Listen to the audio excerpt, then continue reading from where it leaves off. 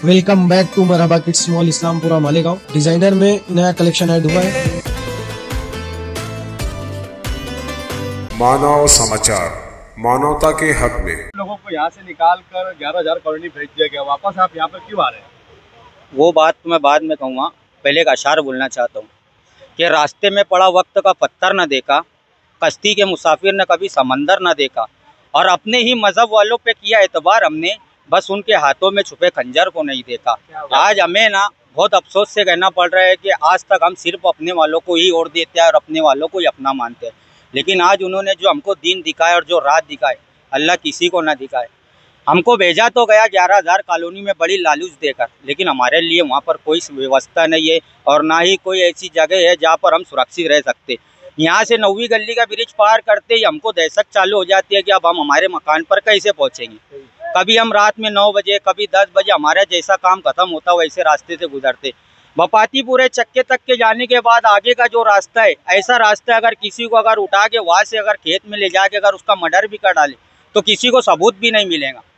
और यहाँ पर जैसा अगर अभी प्रशासन को ये मालूम पड़ा कि यहाँ पर ये लोग बल्ली बतरे लेकर आए, तो 1 घंटे के अंदर अगर यहाँ पर पुलिस को अगर भेजा जा सकता तो तुम्हारी मर्दानगी मर चुकी थी क्या? जब 11 साल की लड़की 11 नंबर बिल्डिंग पे से गिरी, जब वहाँ पर क्यों पुलिस को नहीं भेजा गया?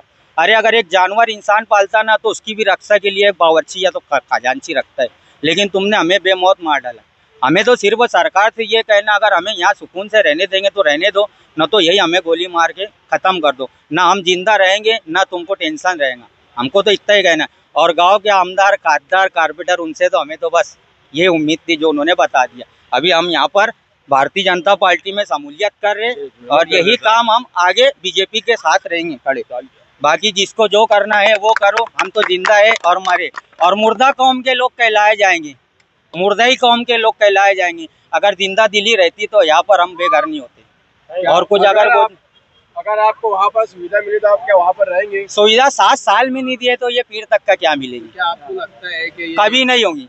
बीजेपी जो ये है, हाँ, ये कर सकते बाकायदा हम देख रहे। आप गुजरात चले जाओ, किसकी सत्ता है? बीजेपी की सत्ता है। वहाँ पर आपने रोड, सड़कें, गटर देखे, कभी आसमान में बिजली का तार नहीं दिखेगा वहाँ। यहाँ तो जरा सी बारिश आई तो वो तार गिर गया, वो बकरी मर गई, ये गाय मर गई, वो भैंस मर गई, वो दीवार गिर गई, ये हादसे हो गए। ये किसके वजह से हो रहा? सब अपने लोगों के वजह से हो रहा। वहाँ पर कभी सुने हादसे? सुने तुमने? वहाँ पर चलन सहन, मतलब लोगों का मतलब एक कैटेगरी में जिंदगी जीते। हमको भी आ गए, हमारे भी बच्चे। ये दर्द आपने एमएलए मसूद को सुनाया क्या? अरे उनको तो कितने दिन से चालू है ना। अभी जैसे कि 1 घंटे में सर अगर ये बात मालूम पड़ती है कि ये मुकुंदवाड़ी के लोग वापस बसने के लिए आ रहे हैं तो वो लोग बराबर एक्शन ले रहे, तो हमारी इतनी बातें सुनने के बाद हम सुने बंद रहे तो फिर क्या बोलेंगे इसके बारे में? आप ही बोलो। क्या यहाँ के एमएलए के पास आप गए थे? गए थे, देते ना हो, जब टूटा था गए थे ना, देते ना हो। पानी का गिलास रहता उनके पास, वो दम करके देते। आमदार साहब पास वो ये बोलते बस मेरे पास तो कुछ नहीं, अल्लाह शिफा करे। अल्लाह तो सबके साथ है, लेकिन अल्लाह ने जरिया लगाए। अगर तुम्हारी बिल्डिंग बना रहे तो उस पर जीना दादर तो बनाते ना, क्या डायरेक्ट उड़ के चढ़ते? उनको तो पानी दिया, लोगों को हकाल दिया उसने। नहीं है यहाँ पर ऐसा कोई मर्द मुजाहिद इंसान नहीं है जो मतलब एक गरीबों की हमदर्दी में खड़ा रहे।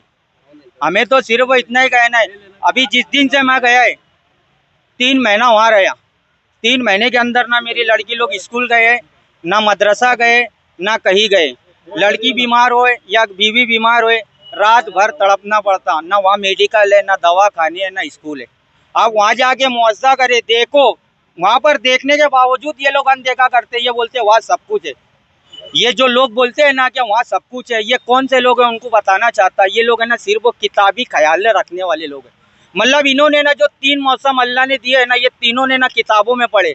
जैसे बरसात का अगर मौसम आता है ना तो ये किताब में उनकी मस्त तो बिल्डिंग में बैठ के देखते हैं कि हाँ बरसात, किताबों में पढ़ते। गर्मी अगर किसी को अगर एहसास होती तो वो गरीबों को होती है, वो लोग एसी चालू करके बैठे रहते।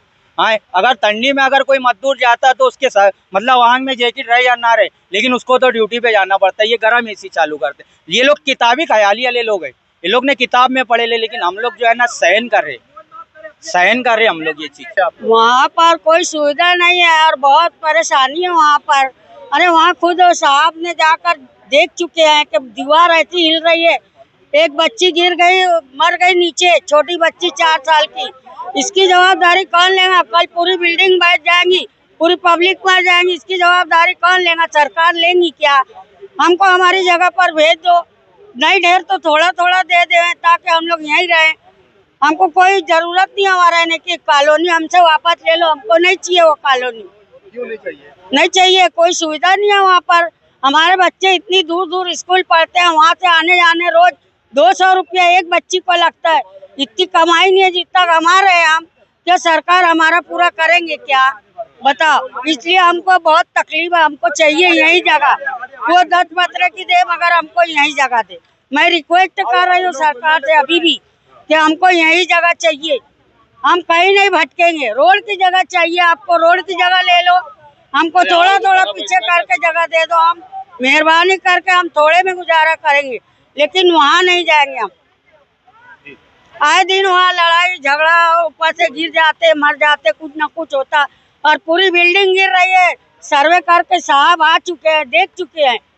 और आज ये काम होने वाला था तो वहाँ से पुलिस आ गई अड़ंगी डालने के वास्ते। हम कब तक ऐसा चलेगा हमारे साथ? हम इधर उधर पड़े लोगों के घर में, हमारा कोई ठिकाना नहीं है अभी। तो यही सरकार से कहना है, हमको हमारी जगह दे दे, हमको और कुछ को शिकायत नहीं है।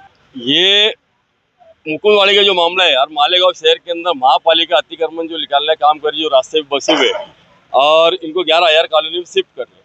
तो ये मामले को लेके मुकुंदवाड़ी के 140 झोपड़े जब उखड़े रोड के रास्ते के ऊपर, ठीक है, अतिक्रमण के खिलाफ हम कल भी मैं बोल रहा, आज भी बोलूंगा, आगे भी बोलूंगा, क्योंकि अतिक्रमण के खिलाफ हमारी सरकार, हम खुद भी है। लेकिन इनको जहाँ शिफ्ट किया जा रहा 11,000 कॉलोनी में, वहाँ पे कोई भी किस्म की सुविधा नहीं है। ना वहाँ पे हॉस्पिटल है, ना स्कूल है, ना रास्ते है, ना गटर है, ना कुछ चेम्बर का पानी घर में आ रहा, गंदगी घर में आ रही, और बाजू में कचरा डेपो है।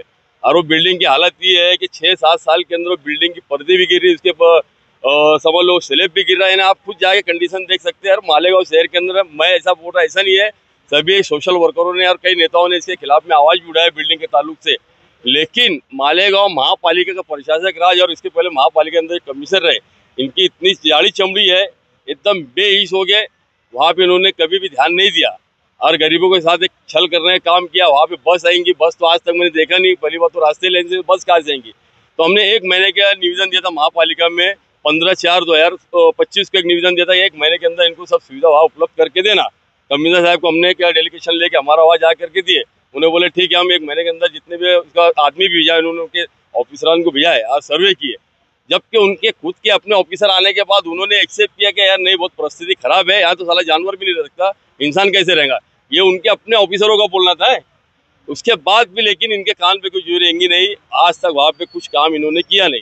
तो हमने अल्टीमेटम दिया था 1 महीने का, तो कल हमारा 1 महीना कंप्लीट हुआ। उसके बाद में हमने रिमाइंडर वापस इनको हमने रिपीट किया, रिपीट जाके उपायुक्त साहब को हमने निवेदन दिया। कमिश्नर साहब बोले मैं पूना में है, आप डेलीगेशन लेके आए, उनको एक लेटर आप दे दो। हमने 2 दिन का अल्टीमेटम दिया था कि 2 दिन के अंदर हम यहाँ पे मुकुंदवाड़ी के अंदर हम अतिक्रमण करेंगे। तो उसमें अतिक्रमण करने के बाद में यह मामला सामने आया कि यहाँ तो आने से पहले पुलिस आगे खड़े हो गए। तो मेरा मानना यह है कि भैया पुलिस डिपार्टमेंट भी अब इसके अंदर इन्वॉल्व हो रहा ना, तो पुलिस डिपार्टमेंट ने भी, जैसे आजाद नगर पीआई साहब को उन्होंने किसी ऑफिसर ने भेजा दिया या किसी और लोगों ने भेजा दिया, पता नहीं, वो उनकी जवाबदारी, उनकी ड्यूटी बाजार, उनके क्षेत्र, उनका एरिया होने के हिसाब से बराबर, उनका कोई अपनी जगह उनका रूल बराबर है। उनका मानना है लॉ एंड ऑर्डर नहीं खराब होना, लॉ एंड ऑर्डर खराब। फैयाज अहमद से आपकी फोन पर बात हुई, क्या बात हुई? फैयाज अहमद से मेरी बात जो हुई, प्रभाग अधिकारी, उन्होंने तोड़ने का काम तो बड़ी तेजी से किया। मैंने फोन पे बात की, आप लोगों ने भी सुना, हैंड फ्री करके मैंने बात किया। जब आप लोगों ने इतनी ईमानदारी से तोड़े, अगर अतिक्रमण के नाम पे इनको यही अगर रहना होता तो मुझे लगता है अतिक्रमण जिस दिन निकाला गया, शब बारात की ताक रात के दिन निकाला गया, तो मुझे लगता है एक मुस्लिम बहुबल एरिया और मुस्लिम ऑफिसर होने के बाद मुझे लगता है बड़ी शर्म की बात है। मस्जिद मीनारों का मुझे लगता है खाली नाम ही है मालेगांव शहर का, लेकिन कोई अमल बजौनी नहीं है। जो मुस्लिम हो के मुसलमानों के ऊपर जो अत्याचार करने का काम हुआ, ताक रात के दिन इनको घर से बेघर किया गया, जबकि इनकी ईद भी खराब हुई, इनकी शब बारात भी खराब हुई। ये बड़ी शर्म की अपने बात में बात है, बड़ी शर्मनाक बात है कि मस्जिद मीनारों का शहर बोलते हैं। मुझे बड़ी शर्म आती है इस बात पे कि नहीं बोलना है, तुम्हारा हक नहीं है बात करने का। जो तुम अपने समाज और अपने लोगों का ध्यान नहीं रख सकते, खाली बड़ी बड़ी बात करते हैं, ऐसे ऑफिसर, ऐसे नेता, ऐसे लोगों के ऊपर तो मुझे बड़ा यानी थूकने को दिल होता है। क्या खाली मस्जिद मीनारों और इसकी बात करते हैं, तो ये फालतू बात है।